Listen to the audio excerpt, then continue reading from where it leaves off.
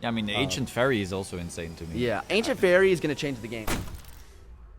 Welcome to the Pod of Desires podcast, joined by Hani, the God. Do you have a nickname when it comes to Yu-Gi-Oh yet? No, Or- that's it. Just No? Hani. Just You already Hani? know. All You right. already- Eventually, soon to be GOAT. but Oh, okay. Soon to be wait. GOAT. Okay, I dig it. So yeah, Hani, a pro Yu-Gi-Oh player, crap tons of tops, of course. And so today we're just going to be talking about a bunch of Yu-Gi-Oh stuff, you know. Absolutely. So usually the way this podcast works, and I say usually, this is episode 2, but usually, 3 segments. We have the news, meaning whatever just happened, then the guest, which is you, and then the game, which is then, you know, just the game more in general. So starting off with the news, we basically have 2 big things going on right now. All right, we're at YCS Leon. Yep. So how are you feeling about that? I'm feeling very confident for this event. I mean, this is the event that I prep for the most. I mean, it's been like 2 months since I played Costa Rica, and then ever since I came back from Costa Rica, I've been playtesting Photon Hypernova with the current list, which we all seen the newest changes lately. Yeah. So yeah, this event, I'm playing with the previous list, so I'm feeling a lot more comfortable for this event than I am for Vegas coming up next week, because I really only have 1 week for that. Oh, yeah, so you have like 5 days and then you already... Yeah. Okay. So yeah, Photon Hypernova basically just came out like a day ago, right? Is Yeah. there anything that you think is gonna like be a big change that people might not see coming? May not see coming. I don't know if there's anything crazy that people might not see coming. I just think that a lot of people are underestimating the cards that are in the set, underestimating the cash tier cards. I feel like a lot of people are now valuing the cash tier cards with the new Forbidden list. But like for this format and for like Leon format, I feel like a lot of players are just like gravitating towards tier, obviously because that's the best deck of the format, best deck probably in the game ever. But honestly, like for me, it's not always about what's the best deck in the game. It's honestly what's the best choice for the tournament and like what's the best meta call and like what do you think is gonna have a better matchup all around. And honestly, like that's what comes into factors when building a deck. I see. So right now, because everyone's so single focused on tier, you think cash tier might be the move? Yeah, I think like everyone is just so focused on the tier deck, and then like when people are building their tier deck, they always really focus on the mirror. A lot of Right. people tend to focus on the mirror more than the other decks. I know that cash tier and Flunder are decks that they consider, they think about. They put maybe like 3 or 4 cards in the side deck for it, and they think that could cover the matchup. But at the end of the day, if you're playing like a well-built like version of your deck, either being like Cash, Flunder, or any of the decks that are outside a tier, and you build your decks for specific matchups, like I feel like it's very hard sometimes for people to counteract that. It's very hard for the tier deck to counteract a full entire Cash board with Necro Valley, because regardless of like if you have a board breaker or if you have like an out to Arise Heart, or if you have a way to play, you're still dealing with the Necro Valley, and that's like an issue in its own. That's like the main thing about the Cash deck. The board is a main issue, and you need to open a non-engine card to beat the board, like the Arise Heart or whatever they put up. And then like if they have another type of non-engine card that also floodgates them, now they need to have 2 cards that beat 2 floodgates, because you have a main deck floodgate, which their engine, and then like if you draw any one of your non-engine floodgates, then now they're dealing with too many floodgates for them to even handle. Like that's like the main thing I feel like with the format. How is the Right. tier deck gonna beat Necro Valley? How are you gonna play like the tier deck right now with 1 heartbeat in your deck and expect to verse a cash tier player that's playing set rotation, terraforming, Necro Valley in their deck, cards that are very searchable, more than 1-ofs in the deck. That's It's just- actually wild. I didn't yeah, even know like, you were playing that. like it blows the tier deck out the water. The Necro Valley just blows tier out the water. Shifter is also another card that could be in that category. And like there's a lot of different card choices that I made this weekend that may put my deck over the edge. Like I played Sanctum with Scythe, which we've seen on the Forbidden list. Konami thinking ahead, seeing that Scythe would have been a potential issue, and just banning it outright before going to the next format. Because honestly, it was going to be a side slot in the next format if they didn't ban Scythe this list. Because like right now, I'm playing my tier or my cash tier deck, and I have Sanctum and Scythe all in my deck. Those cards are just insane. Like it's just an additional floodgate on top of your board. And yeah, I think that package got way more relevant with triple tactical tasking. So them hitting Scythe was like, I feel like was the right move, because I think that card's very strong, especially in the cash tier deck. So the way I see it, and I was actually very frustrated when playtesting for this, the fact that a Rise Heart is already not outable in engine in almost any deck is like super frustrating, right? And then you added a bunch of, you know, Necro Auto-wins. Valley and yeah, just auto wins, bullshit buttons, let's say, Yeah. on top of that. So now they need to open like 2 non-engine. Even sometimes 2 is not enough. That's the thing. Like a lot of the time, like your opponent has to commit so many cards to beat the cash deck when going first post side. It's almost impossible. In game 1 even, because I main deck Necro Valley as a 4-of with set rotation, terraforming, and 2 copies of itself. That's That's not wild. including the prosperity, which I don't play high numbers of.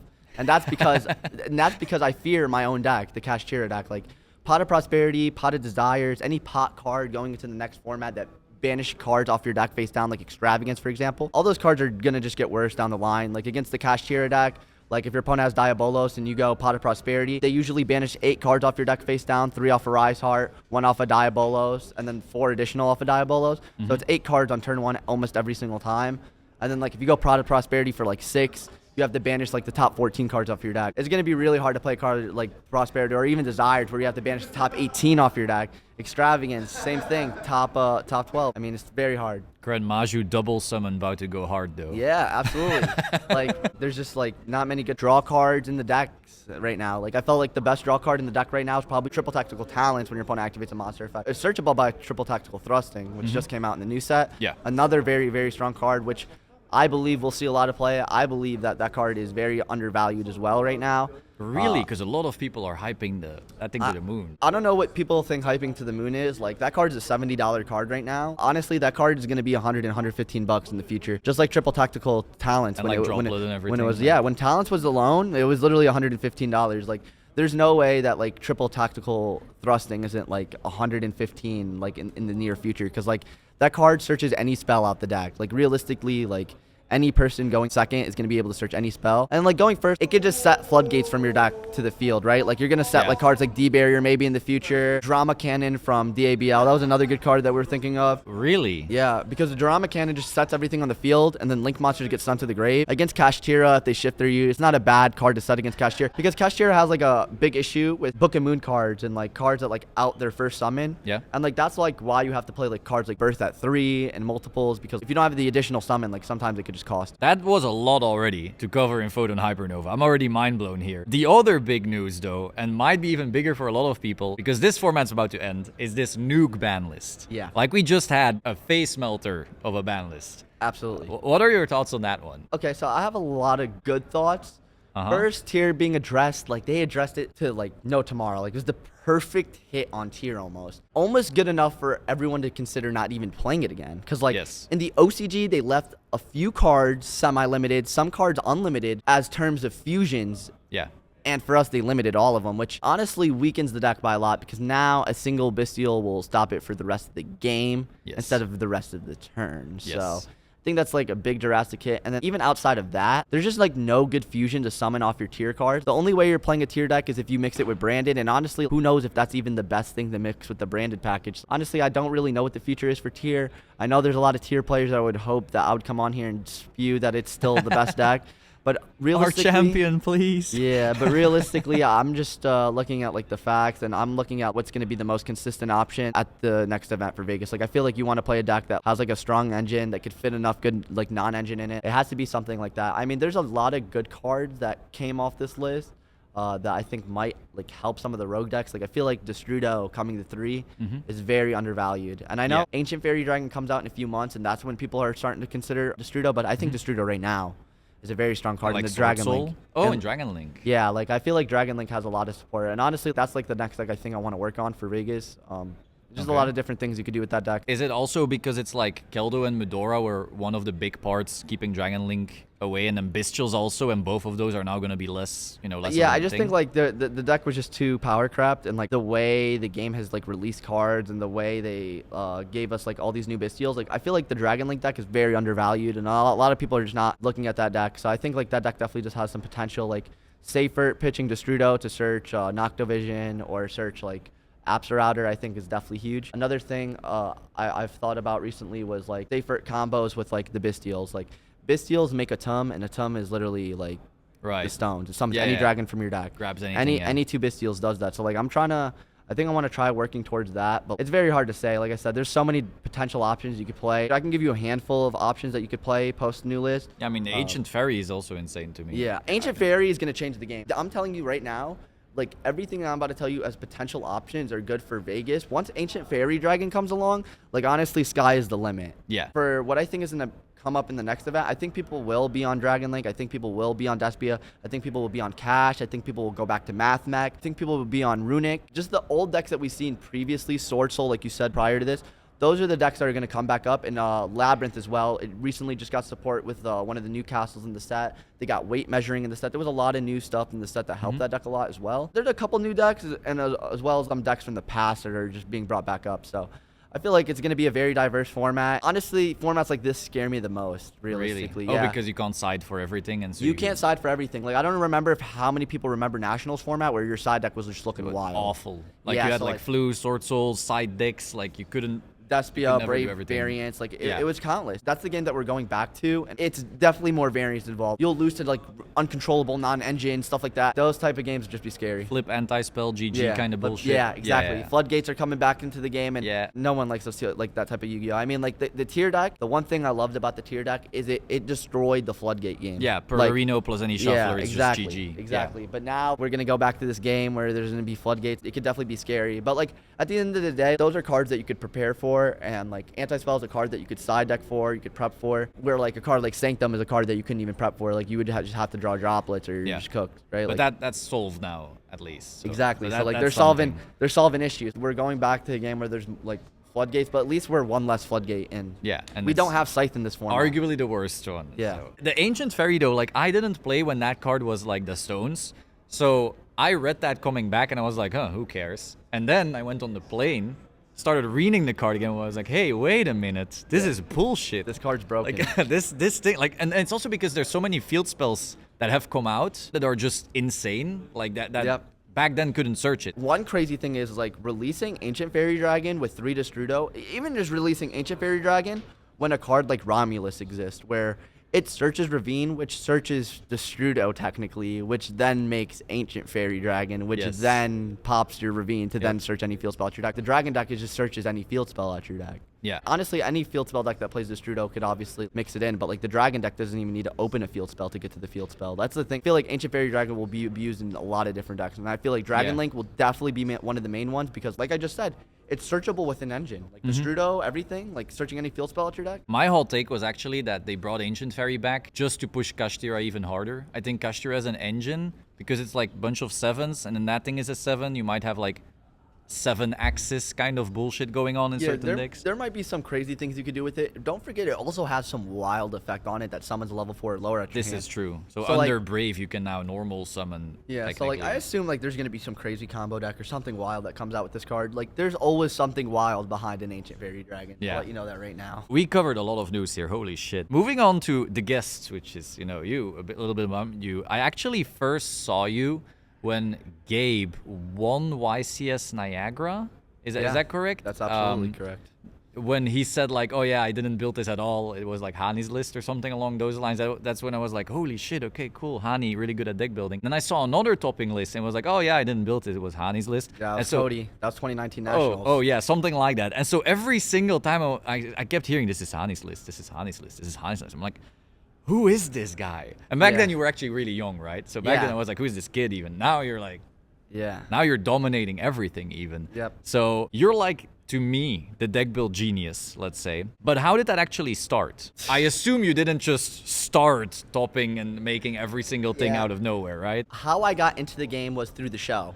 Okay. And I watched the show and I played the game casually with my brother. I was a casual.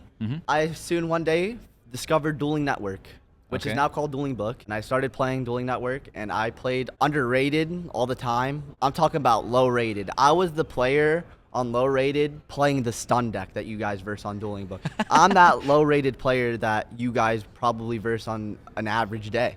I was that guy. You're and I'm the talking Runic about Eldritch ass. And I'm Whoa. talking about I was literally playing anything on Dueling Book until I wasn't. Until I just became good at the game. I started playing nonstop on Dueling Book, low rated, playing more rated matches every day. I just wanted to get better. Play, go back to Yu-Gi-Oh videos. I'll watch past duels. I'll look at what people are doing. I got insight from players. I looked at deck lists, and I just tried decks, tried every topping deck, try what people are playing, see what their insight is, get an understanding of what everyone else is doing. So when I get into this game, I'll understand what to do as well. And like honestly, like that's all I did, just grind consistently on like Dueling Book until I became just even decent enough to even start talking about the game, have an understanding of the game in general. That's like what most of my years were, just build up. I'm talking about this is like when I'm 14. So 14 to like when I'm like 16, it's just me like going on Dueling Book, not even for fun. Like I'm playing to become the best. Like I'm trying to get better every time I played. So it was just a grind, nonstop playing and like learning. And that's what I did for like the first 2 years. And throughout the way, like I met people. The first, like I would say, player that I met that introduced me to other players was Paul. I met Paul like in 2017. I met him at one of the YCSs. It was like zoo format. We talked for a while. We started working on decks together and I started helping him prepare for tournaments in 2017. At this time, I didn't travel events. I didn't like fly to events. I would go to a YCS near me if there was anything that my parents allowed, because at the time I was very young. So yeah, I watched Paul travel to all these events, and at that time Paul was actually like doing fairly well in the game, but he ended up missing the mark at every tournament he pretty much went to. He pretty much bubbled almost every single event that year. And then that made me question myself and my deck building, and also made me question if it was the deck or was it him. And that made me also want to play more. So like at that point, like after like the zoo format, I was like, I want to push more. I ended up going to YCS Dallas, and that was spiral format, tier 0 format, and that's where I got my first top. I see. So that's actually not that long ago. Yeah, this is not that long ago. Yeah. I have like a full list on every single event I've played. I think I've played like 48 events total. This is only premier events, right? Yeah, this is only premier events. I've only played 48 premier events total. And then like out of the 48 events, I've topped 18 of them, and 2 of those 18 were wins. Congrats, by the way. That was impressive in YCS Pasadena. I was filming everything. One thing that I find interesting about this, though, is that going from like a pro player topping consistently, you're now also making content. I've noticed a lot of pro players started making this like transition from pro player to pro player plus content creator. Is there like a reason that all of you are doing this? Or not honestly, all, but a lot? I'm unsure what the reasoning is for like a lot of people, but for me, honestly, like I'm helping people in the game consistently. I've been traveling consistently, so like honestly, like I felt like there was just no reason for me not to do content, and like I was already doing like a lot of guest appearances on people's channels, on Pack's channel. So like eventually, I was just like, yeah, maybe I should just like start doing this and like start pushing and helping people, because I do Metafy for if people don't know, like I coach like regularly. Like honestly, like at this point, like go check him out. Like honestly, at this point, like that's what I'm doing for my main source of revenue right now, just coaching people in the game. I just love helping people, and like that's always been a thing for me. Like I've helped multiple people in the past. Like you were saying prior to this, I built many people's decks. The thing is, like I wasn't the person looking for people to play with when I was grinding. I wasn't looking for top players to play with. They were looking for me. Like that's the difference. like I play nonstop. I do the grind. I do the work. I'm trying to figure it all out. How I go about testing is like the best way possible. And honestly, I'm gonna share this information with you guys. And I think this is mad important. You should be playing like 11 matches realistically a day if you could. And if you could play 11 matches a day, that means you're playing a YCS, like Swiss YCS, every single day. And if you could do that every single day, 365 days a year, you've played 365 YCSs. Imagine you going into the next event after doing that. You've played every single day, 11 matches a day. Like, who is even gonna compare to you? Who are you even afraid of when you're sitting right in front of your opponent? Practice makes perfect. If you're playing 11 matches a day, I'm telling you, you're gonna see fast improvement. I'm talking about after the first 6 months, you're gonna be so into the game, it's not even funny. Yeah. Like, it's not gonna even be real. Like, your mindset's gonna be totally different. Yeah. Though finding time for that can be wild, of Finding course. time for that could definitely be wild. It's all about commitment. Or it doesn't have to be 11 matches a day. Even playing 1 match a day, or 2 matches, or 3 matches. It doesn't matter. Better than 0. It doesn't matter as long as it's better than none. When I practice for an event, like I'm playing nonstop. This is actually something we spoke about earlier off camera. Sorry for that. You are pretty willing to actually share your deck lists these days. And your reasoning was like, I test so much, even with my list, like they better be putting in the same amount of work because you'll win regardless of if they nut deck. Yeah, 100%. And like that's what it comes down to. I feel like it comes down to putting in the work. And anybody that says they can't find an opponent or like they have nobody to test with, like honestly, that's just excuses.